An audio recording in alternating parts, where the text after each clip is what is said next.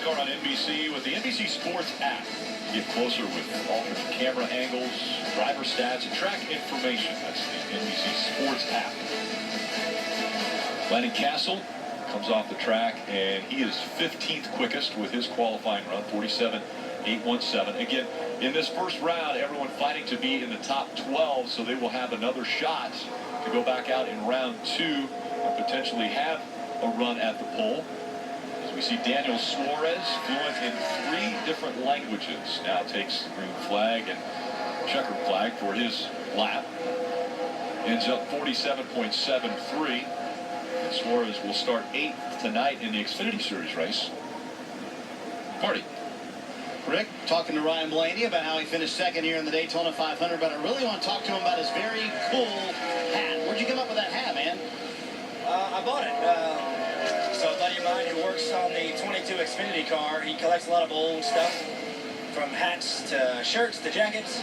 And the good thing is he kind of gives me first dibs on it. So it's nice he's made a little bit of a business out of it, and but I kind of have to keep it on a secret or else everyone's going to go buy his stuff. So I thought it was the right hat to wear for this weekend and today. I love coming here and watching my dad race this place as a kid, especially the July race. And I think our speed is pretty fast in our Wood Brothers Ford. And, we're really excited to get on track and see where we qualify. All right, very cool hat from the 1970s. That's the Bill Elliott pin. You got a Davey Allison pin up there, Darrell Walter pin. So very cool hat. And he won't give us his source. That's the best part. He's not going to tell us who he bought it from. He gets word that the stash will be gone. You know, it's funny. He also plays, as we're watching Denny Hamlin finishing up his lap, he plays at Denny's in the hoop group as well. And Ryan Blaney, very, very good basketball player. As a matter of fact, he mentioned his his dad, Dave Blaney, established racer. But his uncle, Dale Blaney, was actually recruited to play college basketball. And it seems like it stays in the family. Ryan Blaney has been amazing on the basketball court. And as a matter of fact, he does wear one of those throwback hats while he plays basketball. Surprisingly enough, it's a Chase Elliott hat. I don't know if you can have a throwback Chase Elliott hat, but he does. I'm pretty sure that his dad and uncle's hat game is not as strong as his. He consistently brings quality to the racetrack. Riding along with Darrell Wallace Jr. as he rockets down the backstretch and into 3 here at Daytona International Speedway. Think about this race with Darrell Wallace Jr. I really think it's, this is a race where, he needs to just finish this race. Get in there, get in the draft, not trying to make anything big happen. Blend in, don't stand out, and just drive like a rookie. In the sense of, don't try to make something happen. Follow the guy in front of you and try to get a good finish by avoiding the big mistakes. Young drivers at Daytona tend to push too hard, try to make things happen.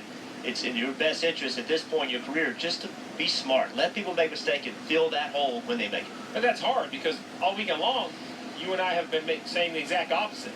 To run up front at Daytona, you need to be aggressive and protect. So I think that's what makes it confusing for someone like, Bubba Wallace. And okay, I hear everyone talk about being aggressive, but aggressive is a very general term, and that line can easily be crossed. Yeah, that's correct. You want to be aggressive to get that track position, keep that track position to win the race. But we also see that aggression cause wrecks. Yep. And so when the wrecks happen, that's where a young driver can take advantage of those mistakes other people make. And just be cool, right? Just stay in line. Try not to make anything big happen. Denny Hamlin was 10th quickest on his qualifying run, and just going moments ago was Darrell Wallace Jr. He was 21st quickest on his run, 48.145. Now Ty Dillon, brother Austin Dillon, grandson to Richard Childress, on the track and on the clock. And Ty's, we talked about Eric Jones and the years he's having. Really, Ty Dillon in this 13 is having a sneaky, consistent year. While this car does get RCR support, it's not an RCR car yet. He's ahead of the 27 of Menard in the points, 23rd in the points, right behind Earnhardt Jr.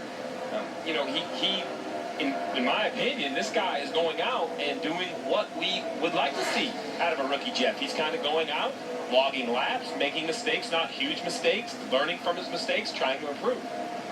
Yeah, right now as a rookie, you're building your career. You're at the foundation trying to build on top of it. And when you've got enough experience, you can come down here and compete for the win. We saw, Kurt Busch. Took him years to win the Daytona 500. A really good race car driver, but took him years to win it because you have to have that experience. And in February, Kurt Busch did everything he needed to do. We talked about issues that people were having running out of fuel. Well, Kurt Busch was in position, put himself in that position when other people had problems. Came home with a win. Huge win for Crew Chief Tony Gibson. Saw the emotion. Oh, man. Big day. And it's life-changing. I never was fortunate enough to win the Daytona 500. Steve has won it. It is, as Steve has said many times, you're a Daytona 500 champion. You're not a race winner. You're a Daytona 500 champion. Does your brother make him call you, or call him that? We can just call him your brother. Yep. Your brother won the Daytona 500. Well, and you know, he had to finish second 3 times prior to winning it for Kurt Busch. So it's one of those races that we've seen guys kind of break through. You know, Trevor Brayne comes to mind, a guy that broke through to win the Daytona 500. But I would say more often than not, it's the veteran drivers that have been there, gotten close times before, and kind of learned what those closing laps are like. I mean, it's the Great American Race. It's the biggest race of the year. The closing laps in that race are really unlike any other. It was his 64th restrictor plate race. So Daytona, Talladega, all included. He had never won a restrictor plate race before winning the February Daytona 500. And then you go specifically to win one particular race. You think about how long it took Dale Earnhardt to win it. Tony Stewart, you know, never won the Daytona 500. Mark Martin never won the Daytona 500. Some of the greatest drivers in their sport never won the Daytona 500. And this guy did it in his second start. Trevor Brayne, driving for Wood Brothers Racing. Wood Brothers Racing came out, and in his second Cup Series start, goes out and wins the Daytona 500. It's got a pretty good lap going right here. I know it's off, you know, 3/10 off of Earnhardt Jr., but Earnhardt Jr. is 2/10 quicker than third. And that lap, 9th quickest, 47.563.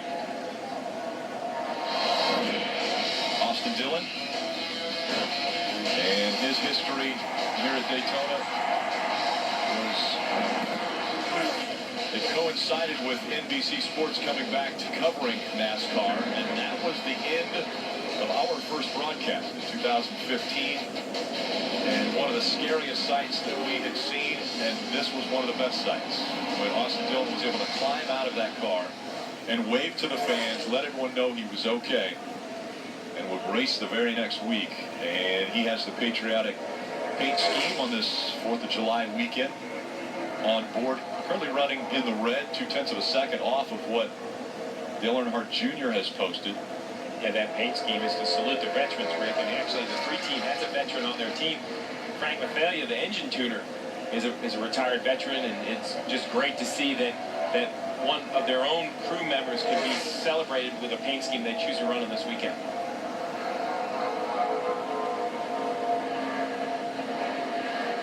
2011 Truck Series champion, Xfinity Series champion in 2013. Can he win the Cup Series championship? That's still to be determined.